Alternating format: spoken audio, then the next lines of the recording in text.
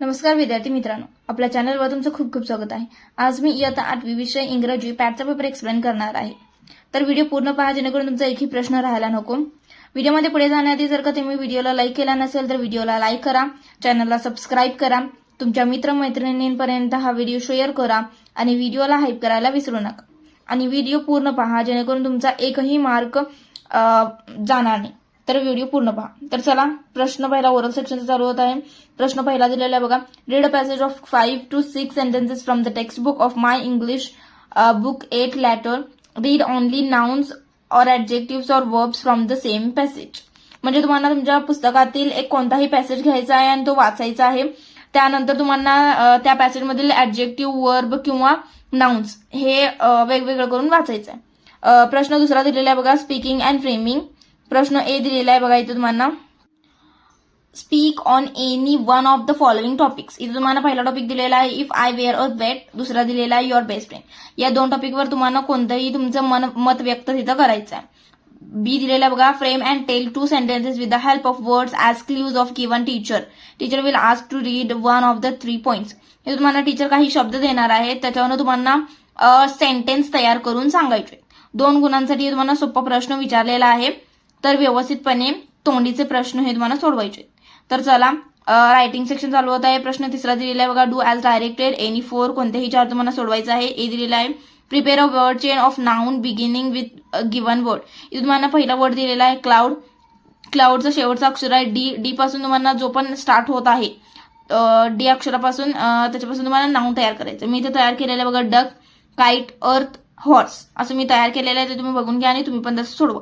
बी दिलेला आहे बघा, write related words of the given word. इथे तुम्हाला दिलेला आहे शब्द, त्या शब्दाच्या रिलेटेड तुम्हाला वर्ड्स इथं लिहायचे। इथे शब्द दिलेला आहे म्युझिक आणि त्यांनी एक रिलेटेड वर्ड दिलेला आहे स्मूथ, म्युझिक स्मूथ असतं, तर त्याच्या रिलेटेड त्यांनी दिलेल्या त्या हिशोबानं तुम्हाला वर्ब आहे, एक ऍडजेक्टिव्ह आहे किंवा नाउन आहे ते बघायचं आणि तसं तुम्हाला रिलेटेड वर्ड्स लिहायचे। मी लिहिलेले आहे ते तुम्ही बघायचं आहे।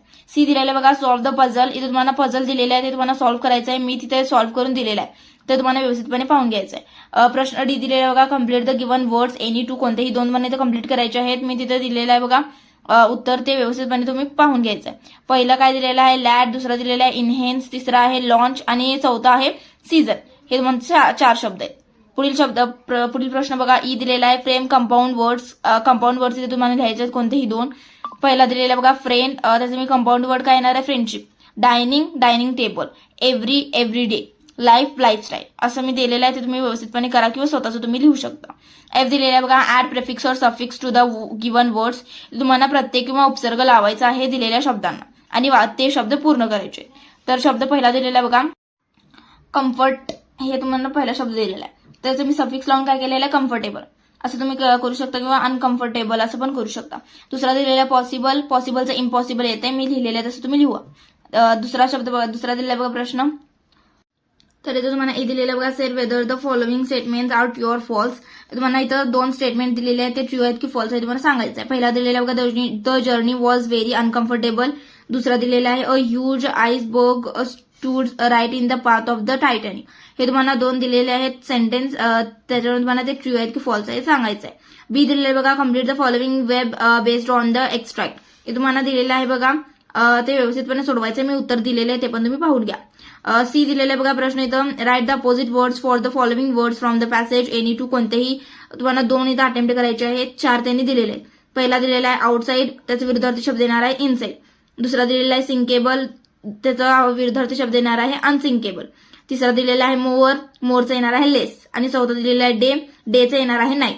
हे मी इथं दिलेलं आहे, तुम्हाला उत्तर पण दिलेलं आहे, ते तुम्ही पाहून घ्यायचं आहे आणि उत्तर व्यवस्थितपणे लिहायचं आहे। 2 गुणांसाठी हे तुम्हाला प्रश्न विचारलेला आहे, तर व्यवस्थितपणे सोडवा। तर चला पुढील प्रश्न आपण पाहूया।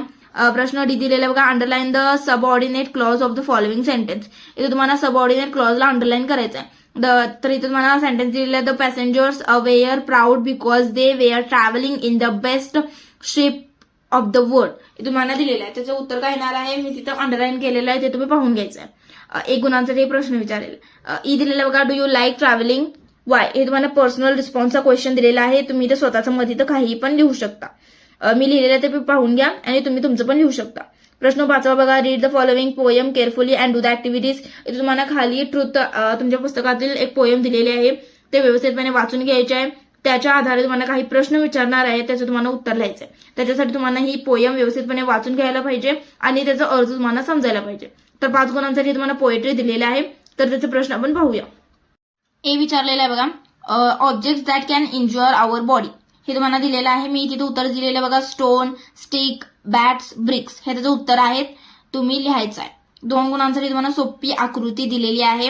आकृतीवरील तुम्हाला हे क्वेश्चन दिलेला तर सोडवायचं आहे. पुढील प्रश्न आपण पाहूया. प्रश्न बी दिलेला बघा, कम्प्लीट द फॉलोइंग टेबल. इथे तुम्हाला खाली एक टेबल दिलेलं आहे, ते तुम्हाला व्यवस्थितपणे फिलअप करायचं आहे. पहिला दिलेलं बघा, टायटल ऑफ द पोएम दिलं, ते तुम्हाला एक पोएम दिलेली आहे, त्याचं टायटल काय होतं, ट्रुथ, हे त्याचं टायटल होतं. आणि दुसरा दिलेला आहे नेम ऑफ द पोएट, ते कोणी लिहिलेलं होतं, बॅरी वोट. तिथं तुम्हाला पॅसेजमध्ये देतात की तिथं जे पण लेखक किंवा कवी आहेत, कवी कवयित्री तिथे देतात. तर सेंट्रल आयडिया आणि थीम तुम्ही तुमच्या वर्जनला लिहू शकता. मी लिहिलेलं आहे ते तुम्ही पाहून घ्या. तर पुढील प्रश्न आपण पाहूया. प्रश्न 6वा दिलेला बघा, read the paragraph on true friendship to identify key ideas and themes such as mutual support, communication and the importance of being non judgmental and prepare 6 interview questions that reflect the key aspects of true friendship mentioned in the paragraph. मला एका चांगली मैत्रीबद्दल एक paragraph दिलेला आहे, ते तुम्हाला paragraph वाचायचा आहे. त्याच्या आधारे तुम्हाला काही प्रश्न तयार करायचे आहेत. जसे की मी तर प्रश्न तयार केलेले बघा, what is mean by friendship, who is our best friend, why, which thing did you like most in him. चौथा बघा ते दिलेला प्रश्न, what is your opinion about himself, do you have quarrels between you and your friend. हे तुम्हाला दिलेला आहे प्रश्न. तुम्ही स्वतःचा पण प्रश्न तयार करू शकता. एक इंटरव्ह्यू सारखं प्रश्न इथं तुम्हाला तयार करायचे. प्रश्न 7वा दिलेला बघा, read the following paragraph and complete the tree diagram. Music is a fun way to express our self. याच्या आधारे तुम्हाला एक पॅरेग्राफ दिलेला आहे म्युझिकच्या रिलेटेड. त्याच्यावरून तुम्हाला इथं चार्ट आहे, ते चार्ट फिलअप करायचं आहे. 5 मार्कांसाठी तुम्हाला इन्फॉर्मेशन ट्रान्सफर सारखा इथं प्रश्न तुम्हाला विचारलेला आहे. तर मी इथं लिहिलेला बघा, पहिला म्युझिकल इन्स्ट्रुमेंट्स कोणकोणते आहेत, त्याचे 2 टाईप कोणते आहेत ते तुम्हाला लिहायचं आहे, ट्रेडिशनल म्युझिकल इन्स्ट्रुमेंट आणि वेस्टर्न इन्स्ट्रुमेंट. तर हे 2 टाईप झालं. त्याचे तुम्हाला प्रकार म्हणजे की त्याचे एक्झाम्पल्स लिहू शकता, तबला, सितार, फ्ल्यूट, मृदंगम. त्याचं तुम्हाला वेस्टर्नमध्ये येणार की ड्रम, व्हायोलिन, पियानो, गिटार हे असणार आहे. तर तुम्ही व्यवस्थितपणे सोडवायचं आहे. प्रश्न 8वा बघा, insert the proper words or phrases in the gaps to make the narration meaningful, use them in their proper form. तुम्हाला काही ब्रॅकेटमध्ये शब्द दिलेले आहेत, म्हणजेच की उत्तरच आहेत, ते तुम्हाला व्यवस्थित जागेमध्ये फिलअप करायचे आहेत. मी इथं फिलअप केलेले आहे, ते तुम्ही पाहून घ्या आणि स्वतः पण तुम्ही तसं फिलअप करायचं आहे. 6 गुणांसाठी तुम्हाला fill in the blank based question विचारलेला आहे, तर व्यवस्थितपणे सोडवायचं. तर पुढील प्रश्न आपण पाहूया. प्रश्न 9वा विचारलेला बघा, information transfer. Rearrange the steps of using online dictionary with the help of given sentences. इथे तुम्हाला काही दिलेल्या बघा इन्स्ट्रक्शन दिलेले आहेत की ऑनलाईन डिक्शनरी बद्दलचे, तर तुम्हाला ते वाचून घ्यायचं आहे आणि रिअरेंज करायचं आहे आणि व्यवस्थितपणे ते लिहायचं आहे. मी इथं लिहिलेलं आहे क्रमांक, तसं तुम्ही तिथं पूर्ण वाक्य लिहायचं आहे. जसे की 5वा वाक्य पहिला येणार आहे, तर ते तुम्ही व्यवस्थितपणे पूर्ण वाक्य तिथं लिहायचं आहे, ना की तुम्ही नंबरिंग करायचं आहे. पूर्ण वाक्य लिहून रिअरेंज करून यायचं आहे. जंबल्ड सेंटेन्स आहेत, त्यांना तुम्ही क्रमशः व्यवस्थितपणे लावून तिथं वाक्य पूर्ण लिहून यायचे. 6 गुणांसाठी तुम्हाला प्रश्न विचारलेला आहे. पुढील प्रश्न 10वा बघा, translate the following sentences into your medium of instruction. म्हणजे इथे तुम्हाला काही शब्द दिलेले आहेत, ते तुम्हाला मराठी भाषेमध्ये अनुवाद करून लिहायचे. ए दिलेला बघा, write the given words in your medium of instruction, any 2, कोणतेही 2. पहिला दिलेला टॉर्टॉइस म्हणजे काय, कासव. दुसरा दिलेला फॉक्स, फॉक्स म्हणजे काय, कोल्हा. चिकन म्हणजे की कोंबडीचं जे पिल्लू असतं त्याला आपण चिकन म्हणतो, तर ते लिहायचं तिथं कोंबडीचं छोटे पिल्लू. 4था बघा दिलेला डक म्हणजे काय, बदक. हे तुम्हाला सोपे प्रश्न दिलेले आहेत, ते तुम्हाला सोडवायचे. 2 गुणांसाठी तुम्हाला विचारलेला आहे. बी दिलेला बघा, write the given sentences in your medium of instruction, any 3, कोणतेही 3 तुम्हाला इथं ट्रान्सलेट करायचे आहेत आपल्या मराठी भाषेमध्ये. पहिला दिलेला आहे बघा, नॉलेज इज पॉवर. दुसरा दिलेला आहे, माइट इज राईट. तिसरा दिलेला आहे, प्रॅक्टिस मेक्स मॅन परफेक्ट. 4था दिलेला आहे, why do we ask question.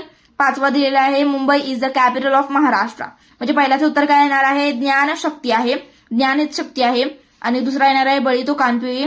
तिसरा येणार आहे, सरावामुळे माणूस परिपूर्ण बनतो. 4थाचं उत्तर काय येणार आहे, आपण प्रश्न का विचारतो.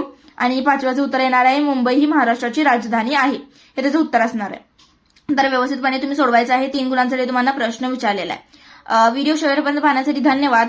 जर का तुम्ही व्हिडिओला लाईक केला नसेल तर व्हिडिओला लाईक करा, चॅनलला सबस्क्राईब करा, तुमच्या मित्रमैत्रिणींपर्यंत हा व्हिडिओ शेअर करा आणि व्हिडिओला हाईप करायला विसरू नका.